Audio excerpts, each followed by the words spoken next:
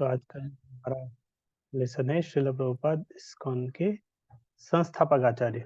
इस लेसन को आज से हम शुरू करेंगे।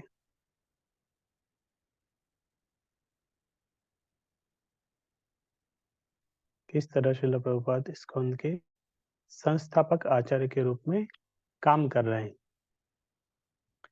तो संस्थापक आचार्य शब्द एक आता है, संस्थापक आचार्य। तो पीपीटी से शुरू करते हैं।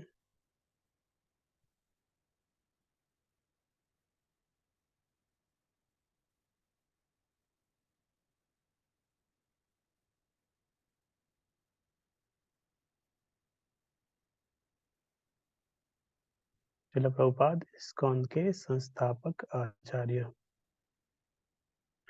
Unit 1 lesson 3।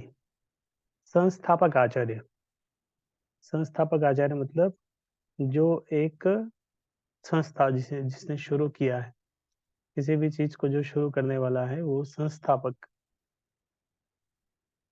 फाउंडर। अभी हम देखते हैं बड़ी बड़ी कंपनियां हैं लेकिन उसके सबके कोई फाउंडर है। किसी ने माइक्रोसॉफ्ट शुरू किया, अलग अलग जो भी कुछ भी है या तो जितने भी ऑर्गेनाइजेशन है, कहीं ना कोई उसको शुरू किया। फिर किसी के मन, किसी का विचारधारा है उसके पीछे।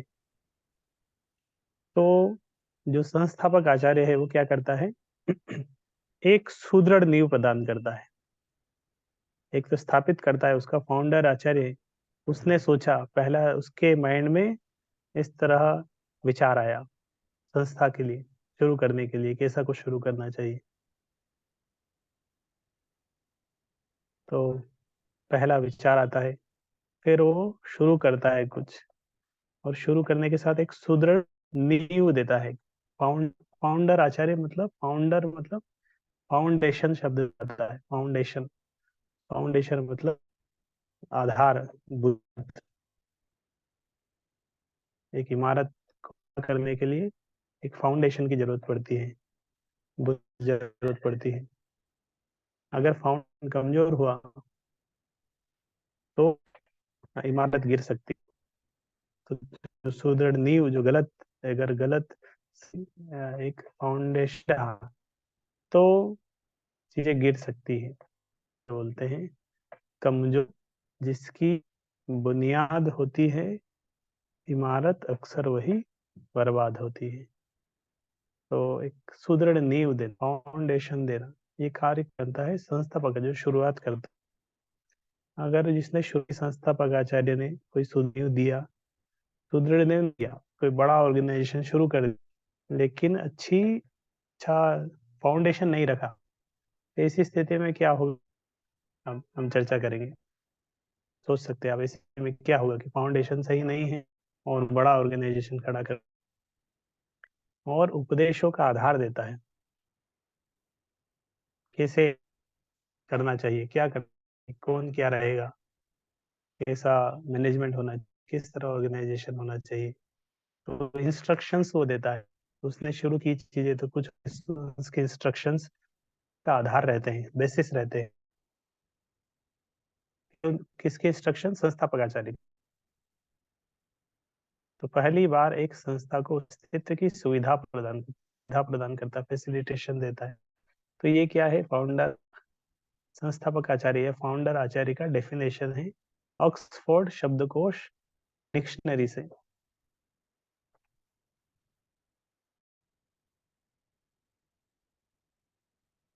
तो अभी आप सबके लिए थोड़ा, हम से जुड़े हैं और इसके फाउंडर आचार्य है श्रीला प्रभुपाद।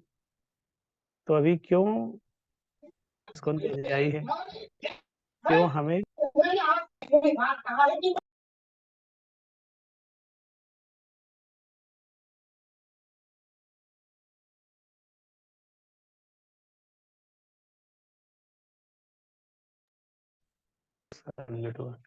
तो क्यों इनके अनुयायियों को प्रभुपाद जी के प्रति एक श्रद्धा होनी चाहिए, क्योंकि वो प्रभुपाद हैं, इस्कॉन सब है, वो इस्कॉन के संस्थापक आचार्य हैं।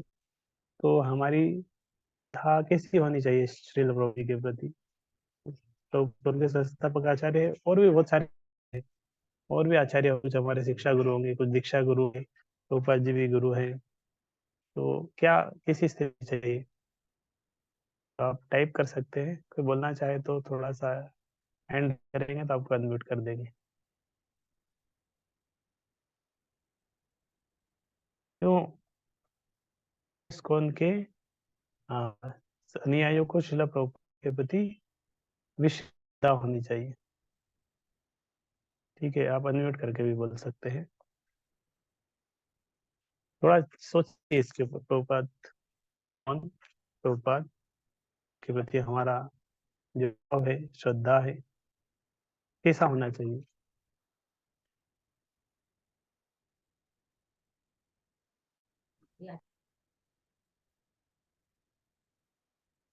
तो एक प्रश्न से, क्योंकि शिला प्रभुपाद जी भगवान का भेजे गए प्रतिनिधि है अनेक जीवों को तारने के लिए। ठीक है, प्रभुपाद गुरु शिला भगवान के प्रतिनिधि है। क्यों इस्कॉन के अनुयायियों को प्रभुपाद जी के प्रति विशेष श्रद्धा होनी चाहिए? ही परंपरा एंड टू बी इन परंपरा वी मस्ट ट्रस्ट हिम। तो शिला प्रभुपाद विश्व परंपरा के आचार्य हैं, और हम उस परंपरा से जुड़ना चाहते हैं। हमें उन पर विश्वास होना चाहिए कि परंपरा से ही, प्रामाणिक परंपरा से श्रद्धा होगी, तभी उन उपदेशों को हम ग्रहण कर पाएंगे। हाँ, श्रद्धा तो उनके उपदेशों को अच्छे से ग्रहण करने के लिए प्रभुपाद के प्रति विशेष श्रद्धा होनी चाहिए। ठीक है, feeling of gratitude providing opportunities to Krishna.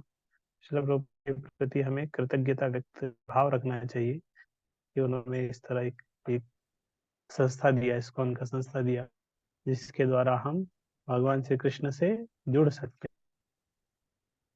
हैं।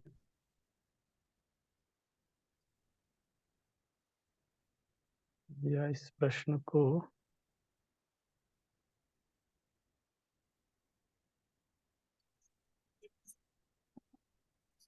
चलो बैठो साथ में।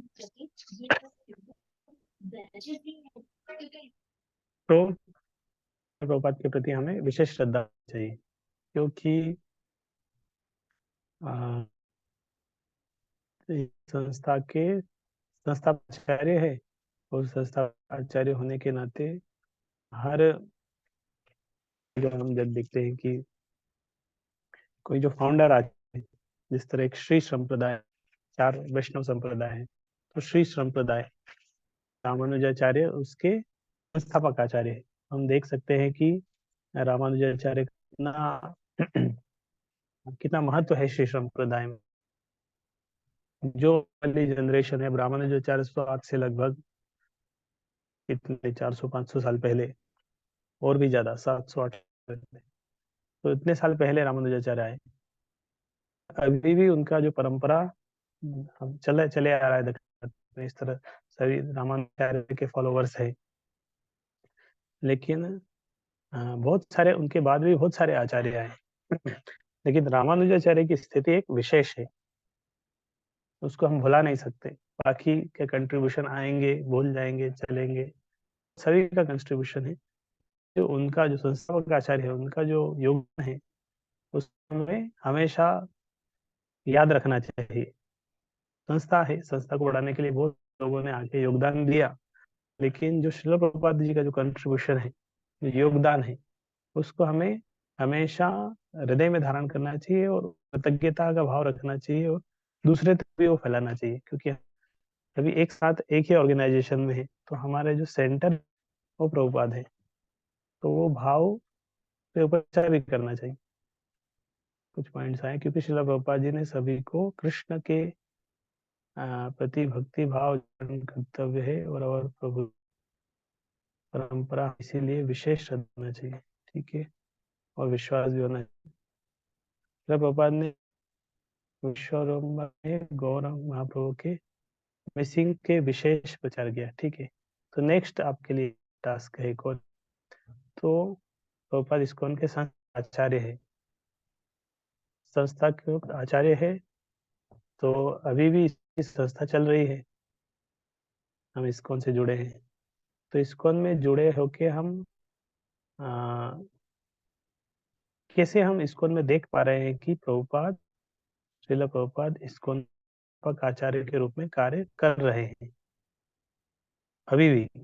जब प्रभुपाद जी थे फिजिकली रूप में, उस समय तो इस्कॉन के संस्थापक के रूप में कार्य कर रहे थे, लेकिन क्या अभी भी जाने के बाद प्रभुपाद कैसे इसको संस्थापक आचार्य के रूप में कार्य कर रहे हैं वर्तमान में, इस ये कैसे आप बताएंगे? कैसे आपको, कैसे आप कौन में देख पा रहे हैं कि ये इतना बड़ा संस्था है, लेकिन फिर भी प्रभु जी इस्कॉन के संस्थापक के रूप में पूरी संस्था में जगह जहाँ जब इस्कॉन मंदिर है, वहां पर प्रभुपाद जी भी इस्कॉन के संस्थापक आचार्य के रूप में कार्य कर रहे हैं?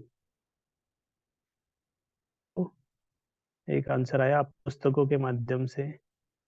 ठीक है, तो प्रभुपाद जी की पुस्तकें के माध्यम से प्रभुपाद कार्य कर रहे हैं, और जहाँ जहाँ इस्कॉन के केंद्र है, संस्थाएं हैं, वहाँ श्रील प्रभुपाद जी की पुस्तकें हैं। हर जगह प्रभुपाद की पुस्तकें हैं, और प्रभुपाद की पुस्तकें, ऐसा कोई इस्कॉन का मंदिर नहीं है जहाँ प्रभुपाद की पुस्तक नहीं है, और दूसरे अलग अलग राइटर, हो सकता है दूसरे कुछ राइटर्स की कुछ पुस्तक है, लेकिन प्रभुपाद की पुस्तकें ही मेन उसका वो होता है, आधार रहती है पुस्तक डिपार्टमेंट का। पुस्तकों के माध्यम से, ठीक है, प्रभुपाद ने बताया अपने बुक पुस्तक में हूँ। हाँ, तो वही पुस्तक है कि थ्रू हिज, ठीक है, बुक्स आया next, and his instructions. Prabhupada अपने उपदेशों के माध्यम से अपने डिसाइपल्स के,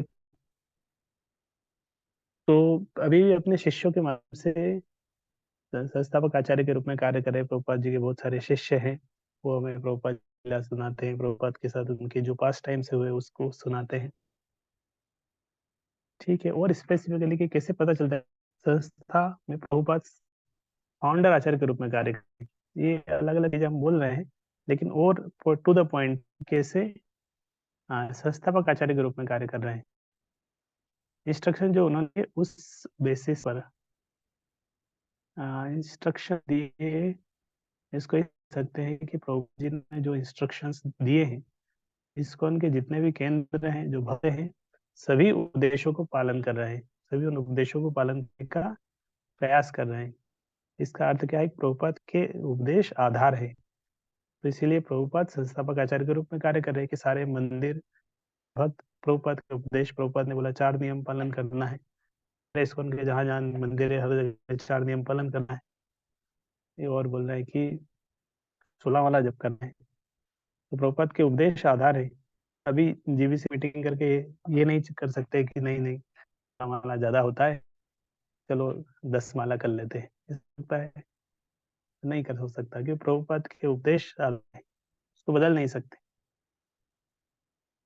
ठीक है, और आया एज नेवर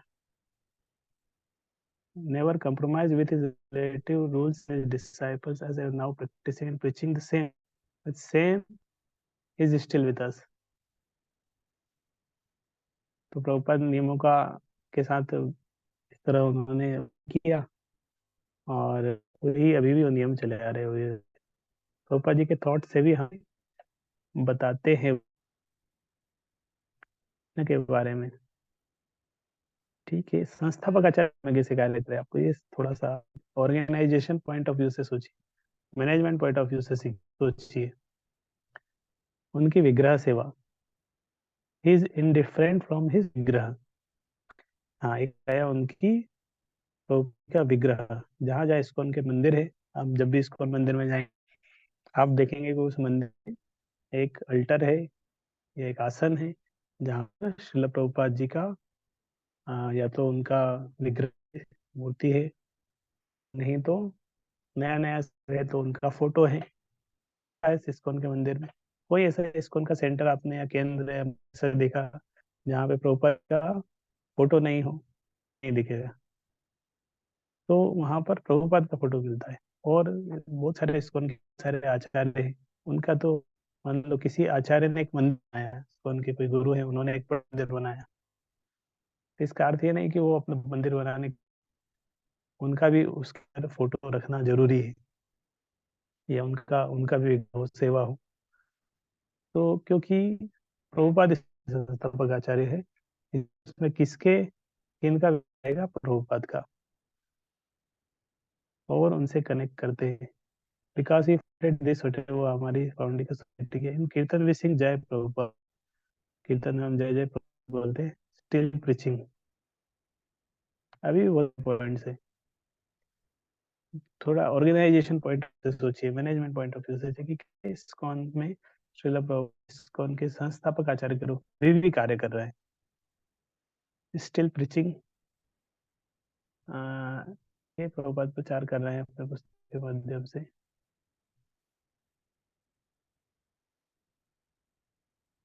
बहुत सारे पॉइंट्स अभी बाकी है। कैसे तो इस संस्था का आधार केंद्र प्रभुपाद है, वो बोलते हैं कि सारे इस्कॉन के अलग अलग केंद्र सेंटर्स है, कैसे श्रील प्रभुपाद जी उसका केंद्र है। प्रीचिंग का तरीका प्रभुपाद जी का है, तो हम प्रचार कर रहे हैं प्रभुपाद जी के तरीके से प्रचार करने का प्रयास करते हैं, संकीर्तन करते हैं, घोषण करते हैं। ठीक है। Importance to prasadam in a programme we get opportunity to have prasadam. तो प्रभुपाद जिस तरह प्रचार करते थे, खुद प्रसाद बनाते थे, खिलाते थे, उस तरह हम भी प्रसाद कर रहे हैं। संडे फिस्ट प्रोग्राम सारे उनके मंदिरों में होता है, प्रभुपाद जी शुरू किए थे संडे लव फिस्ट, वो भी चले आ रहा है।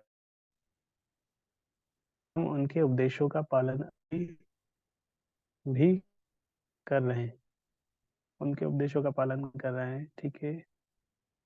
और भी कुछ पॉइंट्स हैं, जब तक पॉइंट्स पूरे नहीं होंगे हम इस पॉइंट्स को करेंगे नहीं। आप सोचिए और भी कैसे कैसे प्रभुपाद इस्कॉन के संस्थापक के रूप में कार्य कर रहे हैं।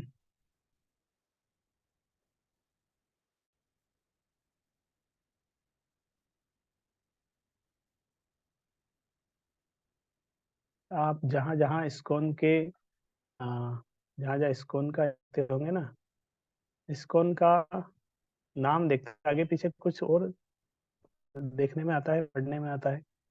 जहाँ जहाँ इस्कॉन का नाम आता है, इस तरह उसके आगे पीछे कुछ पढ़ने में है आपको,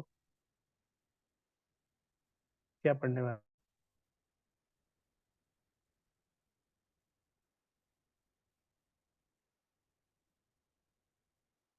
फाउंडर आचार्य है।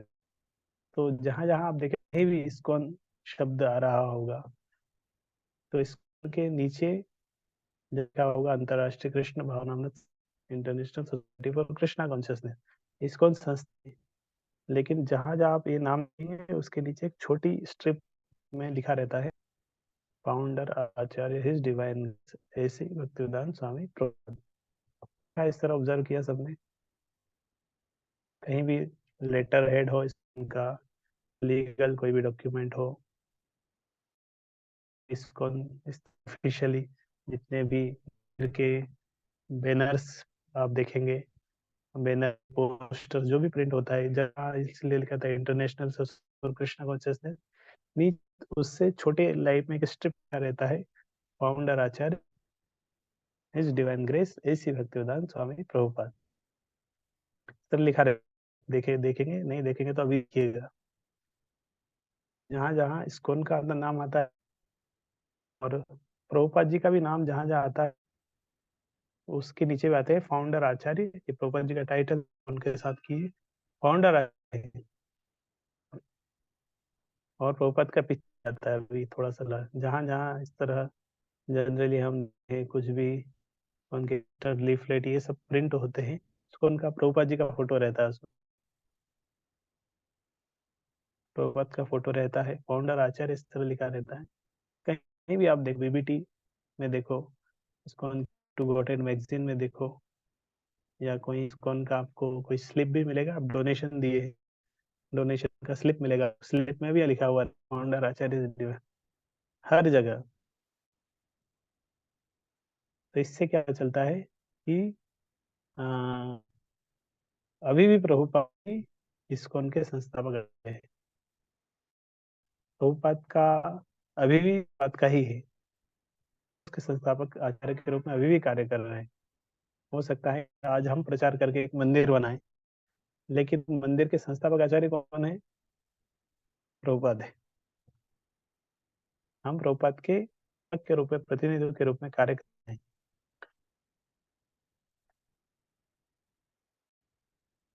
और उनका एड्रेस भी भक्तिवेदांत मार्ग जैसे हो जाता है।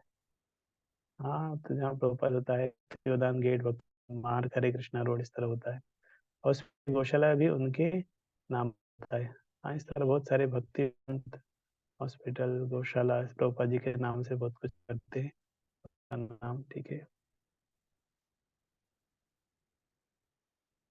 तो इस तरह है श्रील प्रभुपाद इस्कॉन के सदस्य। और प्रभुपाद जब स्वयं थे इस इस समय, और कभी कभी इस तरह उसी प्रभुपाद जी ने नियम बना देते कि जहाँ वहाँ पीछे में इस तरह लिखा हुआ होना चाहिए, फाउंडर संस्थापक आचार्य। और शुरू शुरू में तो पद तो प्रचार किए 10 साल इस तरह। कभी कभी भक्त लोग प्रिंटिंग में इस तरह लिखना चाहते थे, प्रिंट। एक बार भविष्य आया, एक न्यूज न्यूज में इसका हेडिंग आया था, एक न्यूज न्यूज दिया था, लेकिन उसमें इसके बारे में बहुत कुछ आया था और प्रभुपाद जी का नाम नहीं था। तो प्रभुपाद बहुत क्रोधित हुए उन भक्त के ऊपर, बोले तुम उनका नाम लिखा है, ठीक है ये सब है, मेरा नाम क्यों नहीं है। तो प्रभुपाद थोड़े से क्रोधित हो रहे थे कि मेरा नाम नहीं है। तो ऐसा नहीं है, तो उनका नाम नहीं है इसलिए क्रोधित हो रहे हैं। लेकिन प्रभुपाद चाहते थे कि उनके जाने के बाद भी उनका रहना चाहिए।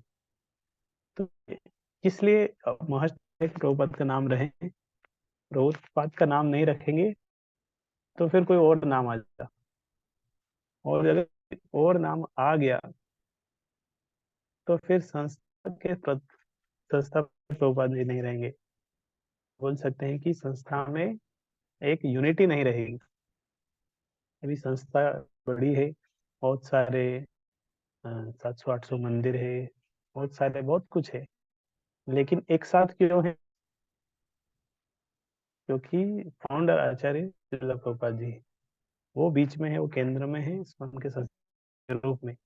तो ये पोजीशन अगर प्रभुपाद जी की नहीं रहेगी संस्थापक आचार्य में, तो इसके ये नहीं होने के कारण इस्कॉन संस्था में डिसयूनिटी हो सकती है, अलग अलग हो सकता है कि ठीक ये अलग केंद्र है इनके, ये संस्था आचार्य वो इसके चलते एक ही। तो इसीलिए ये जीवीसी का नियम है, क्योंकि इससे पहले जो इस संस्था थी भक्ति सिद्धांत सरस्वती ठाकुर जी शुरू की थी ये मठ के नाम से। तो उसके के संस्थापक आचार्य कौन थे? श्री भक्तिनाथ सरस्वती ठाकुर। उनके जाने के बाद जो गौड़िया मठ के जो 64 मठ थे, और उनके जो गुरु थे या भक्त लोग थे, वो श्री भक्ति सिद्धांत सरस्वती ठाकुर की जो स्थिति है उनको ठीक से समझ पाए संस्थापक आचार्य के रूप में मठ के। इसके कारण वो सब अलग अलग हो गए, बिखर, एक साथ नहीं रह पाए, पृथक गया। तो 64 गोड़िया मत 64 ही रह गए, धीरे धीरे और कम हो गए, बड़े नहीं। लेकिन प्रभुपाद जब तो 8 मंदिर थे, आज 8 मंदिर है। तो प्रचार इसके कारण प्रभुपाद की उस स्थिति को बनाए रखा संस्थापक आचार्य के रूप में। स्थिति समझना बहुत महत्वपूर्ण है कि हम समझे और आगे भी लोगों को इस स्थिति को समझाएं। तो अभी थोड़ा सा प्रभुपाद की स्थिति के बारे में थोड़ा सा इसमें आता है कि प्रभुपाद कौन है। तो मैं इसको जस्ट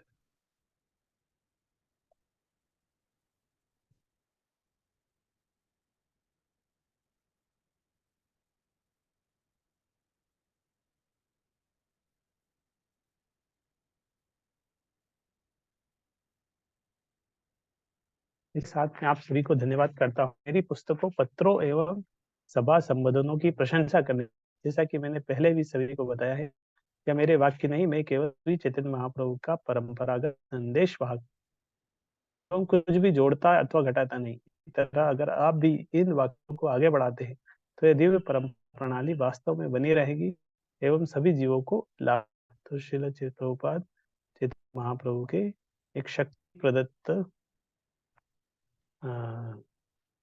प्रतिनिधि है।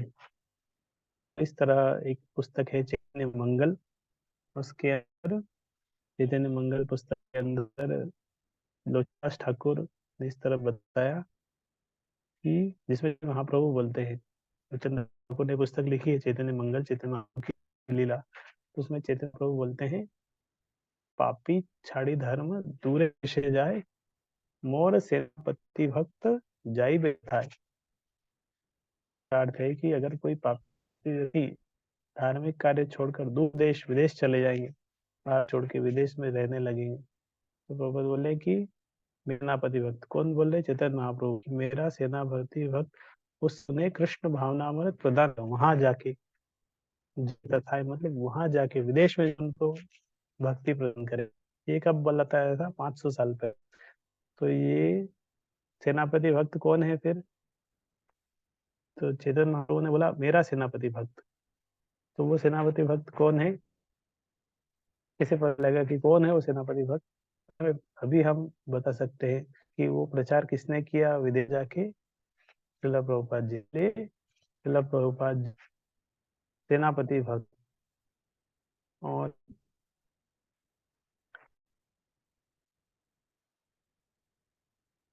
ये पुस्तक के अंदर भी दिया है।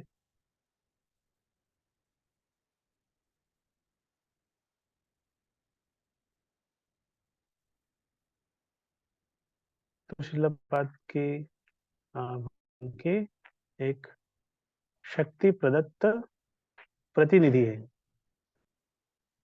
तो और थोड़ा सा कुछ प्रभुपाद जी की स्थिति के बारे में मैं 5-10 मिनट शॉर्ट में बताऊंगा, उसके बाद एंड करें। तो प्रभुपाद के बारे अलग अलग जगह भी इस तरह कुछ भविष्यवाणी है जिसके माध्यम से हम समझ सकते कि इसका प्रचार होगा। तो भविष्य पुराण के एक श्लोक आता है। भविष्य पुराण में अध्याय 20 के अंदर एक श्लोक आता है जिसमें भगवान जगन्नाथ बोलते हैं कि जो म्लेच्छ लोग हैं, जो कि इस तरह विदेश में रहते हैं, अलग अलग देशों में वर्ण संकर के द्वारा इस तरह, और जो कश्यप के इस तरह पुत्र है, शूद्र है, तो इस तरह उस भविष्य पुराण में है कि आगे चल के, भविष्य पुराण मतलब फ्यूचर के बारे में ना, वहाँ पे इस तरह डिस्क्रिप्शन है कि वो भी ब्राह्मण बन जाएंगे दीक्षा के माध्यम से। वो ब्राह्मण बन जाएंगे, उनका इनिशिएशन होगा और वो शिखा रखने लगेंगे, थ्रेड रखेंगे, और इस तरह वेद के जो श्रीमद् भागवत, वेदों के वेदों के शुद्ध ज्ञान का वो ज्ञान ग्रहण करेंगे श्रीमद् भागवतम। वो बोलते हैं कि वो मेरी पूजा करेंगे। और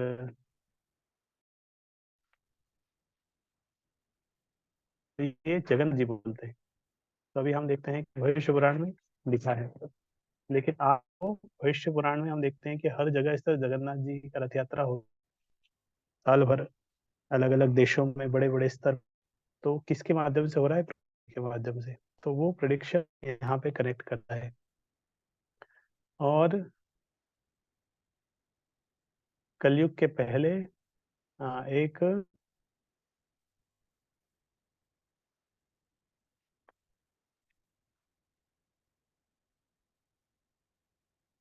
तो एक आचार्य ने इस तरह भविष्यवाणी की कि एक आने वाले समय कलयुग में इस तरह की एक जाति आएगी पृथ्वी पर, जो इस तरह ऊर्ध्व पुंड्र तिलक वो धारण करेंगे और दोनों हाथ ऊपर उठाकर वो इस तरह हरि नाम का संकीर्तन करेंगे, और इतना संकीर्तन करेंगे कि कलयुग का प्रभाव कम हो जाएगा। ये एक आचार्य ने भविष्यवाणी करी थी बहुत साल पहले। ये रामानुज संप्रदाय के एक आचार्य है, उसी समय से 500-600 साल पहले। और इस तरह बहुत सारे हैं। एक आचार्य ने, एक नाम अलवर एक आचार्य है, 3102 BC, उन्होंने इस तरह भविष्यवाणी करी थी कि इस तरह उन्होंने देखा कि विक्ट्री विक्ट्री विक्ट्री, और वो देख रहे हैं कि आगे चल के जीव जीवों की अशुभता सब नष्ट हो रही है, लोग नरक में नहीं जा रहे हैं, और यमराज का कार्य खत्म हो गया है, कलयुग का प्रभाव कम हो गया है और विष्णु के भक्त बहुत संख्या में बढ़ रहे हैं। वो नाच रहे हैं, गा रहे हैं, कीर्तन कर रहे हैं। इस तरह भी बहुत साल पहले किसी ने, एक आचार्य ने भविष्यवाणी की। तो ये सब अभी हो रहा है। रामानुजाचार्य ने एक भविष्यवाणी की थी जिसमें उन्होंने बताया था कि भगवान हरि का जो शुद्ध भक्ति, कर्म और ज्ञान से रहित, वो एक समय आएगा कुछ समय बाद पूरे विश्व भर में फैल जाएगी। कौन सी भक्ति? शुद्ध भक्ति। इससे पहले जो भक्ति होती है कभी कभी कर्म मिश्रित ज्ञान, लेकिन प्रभुपाद जी हमें जो भक्ति का लेवल दिया वो शुद्ध भक्ति है। तो वो हम देख रहे हैं अभी हर जगह पूरे विश्व में फैल गई है शुद्ध भक्ति का। और मध्वाचार्य ने भविष्यवाणी की थी तो कि जो सही ज्ञान है जीव और परमात्मा का, वो भी जल्दी ही हर जगह फैल जाएगा। लोगों को बहुत कंफ्यूजन होता है परमात्मा जीवात्मा के बारे में, लेकिन ये ज्ञान हर जगह फैलेगा। और भागवत महात्म्य के अंदर जो भागवत भविष्य श्रीमद् भागवत का महात्म्य है, उसकी एक कहानी आती है। उसके अंदर इस तरह आता है जिसमें भक्ति देवी स्वयं नारद मुनि को बोलती है। भक्ति देवी बोलती है, इदम स्थानम परित्यज्य विदेशम गम्यते मया। मैं मतलब मैं इस स्थान को छोड़ के विदेश चली जाऊंगी, ये भारत देश को। यहाँ मुझे समझ नहीं रहे, मैं महत्व को नहीं समझ रहे, तो मैं इस स्थान को छोड़ के कहाँ चली जाऊंगी? विदेश चली जाऊंगी। तो भक्ति देवी विदेश जाने का बोल रही थी और विदेश में गई भी, क्योंकि भक्ति देवी किसके माध्यम से जाती है? भक्तों के माध्यम से। तो श्रीला प्रभुपाद विदेश गए और भक्ति उनके हृदय में थी। तो इस तरह भक्त श्रीला प्रभुपाद जी के माध्यम से भक्ति देवी विदेश में गई और इस तरह उनके शिष्यों के माध्यम से प्रभुपाद 14 बार पूरे विश्व का भ्रमण किए। तो हर जगह इस तरह भक्ति देवी पहुंच गई। चैतन्य महाप्रभु की भी भविष्यवाणी है कि पृथ्वी ते आछे जत नगरादिगाम सर्वत्र प्रचार होय बे मोरे नाम। तो हर जगह मेरे नाम का प्रचार होगा। अभी हो रहा है। तो किसने किया? श्रील प्रभुपाद जी ने किया। भक्ति विनोद ठाकुर ने एक भविष्यवाणी की थी और कि जल्दी ही, ये तो लगभग 1800 उस समय ये भविष्यवाणी करी थी, मतलब भक्ति विनोद ठाकुर ने की। जल्दी ही चैतन्य महाप्रभु का जो संदेश है पूरे विश्व में फैलेगा। और और जिस जिस साल में वो भविष्यवाणी हुई थी उसी साल में श्रील प्रभुपाद जी जन्म भी लिए थे। उन्होंने एक ऐसे भी लिखा था चैतन्य महाप्रभु के ऊपर, निबंध लिख के को अलग अलग देशों की लाइब्रेरी में भेजा था श्रील भक्तिविनोद ठाकुर। और उन्होंने बोला था उसमें कि जल्दी ही अलग अलग जगह से, लंदन से, फ्रांस से, रशिया से, अमेरिका से लोग यहाँ पे आएंगे। कहाँ पे? नवद्वीप में। 1800 में उन्होंने बोला था कि नवद्वीप में आएंगे। उस समय नवद्वीप कुछ नहीं था, पूरा जंगल था। श्रील भक्तिविनोद ठाकुर ने उस समय चैतन्य महाप्रभु के जन्म स्थान की खोज करी थी। लेकिन उस समय उन्होंने लिखा कि यहाँ पे रशिया, चाइना, अमेरिका, हर जगह से लोग आके यहाँ पे कीर्तन करेंगे, करताल से, मृदंग से एक साथ वो जय सचिनंदन, जय सचिनंदन इस तरह कीर्तन करेंगे। लेकिन अभी आज की स्थिति में अगर हम मायापुर जाएंगे तो गौर पूर्णिमा फेस्टिवल के लिए हम देखेंगे कि पूरी दुनिया से लोग वहां पर एकत्रित होकर इस तरह हरिनाम संकीर्तन कर रहे हैं। और इस तरह बहुत सारे प्रिडिक्शन हैं और भी बहुत सारे उन्होंने, भक्ति विनोद ठाकुर ने इस तरह भी भविष्यवाणी करी थी कि जल्दी ही एक महापुरुष जन्म लेंगे जो कि चैतन्य महाप्रभु की वाणी का प्रचार करेंगे। 1880 में उन्होंने इस तरह किया था और 1869 प्रभुपाद जन्म लिए थे।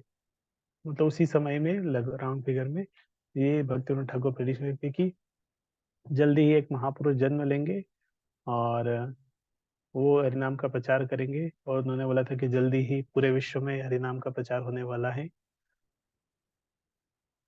और तो इस तरह बहुत सारे आचार्यों की भविष्यवाणी है पहले से ही, किस तरह प्रचार होगा हर जगह। तो उस चीज को मैं शॉर्ट में आप सबको समझाने का प्रयास किया। तो ये हमारा आज का फोर्थ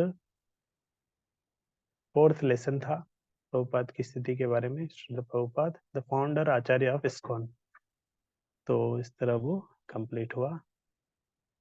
मैं कुछ एक्स्ट्रा भी बहुत कुछ बताया आपको थोड़ा डिटेल में इसको, वैसे तो इन्फॉर्मेशन उसमें कम थी, लेकिन ये जो अभी लेटेस्ट में जो भविष्यवाणी में बताया ये अलग कुछ नोट्स से बताया प्रभुपाद की स्थिति, ताकि ठीक से पता चले।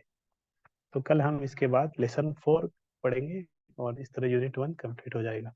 हरे कृष्ण कृष्ण कृष्ण हरे हरे, हरे राम राम राम हरे हरे। प्रभुपाद की जय। किसी का कुछ कमेंट, क्वेश्चन, प्रश्न? एक और पॉइंट आया था, we do Guru Puja of only शिला प्रभुपाद। प्रभुपाद जी की गुरु पूजा हम इस्कॉन के सारे मंदिरों में प्रभुपाद का विग्रह है, रोज सुबह प्रभुपाद जी की गुरु पूजा होती है। तो उससे भी पता चलता है कि प्रभुपाद इस्कॉन के संस्थापक आचार्य है। बाकी गुरुओं की पूजा होती है केवल साल में एक दिन, व्यास पूजा के दिन, लेकिन प्रभुपाद जी की गुरु पूजा रोज होती है नियमित रूप से। ये रिकॉर्डेड वीडियोस है, मेरे ही चैनल पे है, वो अनलिस्ट करके है, मैं भेज दूंगा इसका लिंक एक साथ पब्लिक करके। आईडीसी प्लेलिस्ट में वो पुराने हैं, लेकिन जो अभी लेटेस्ट में अभी हो रहे हैं इसको अपलोड करके शेयर कर दूंगा जल्दी।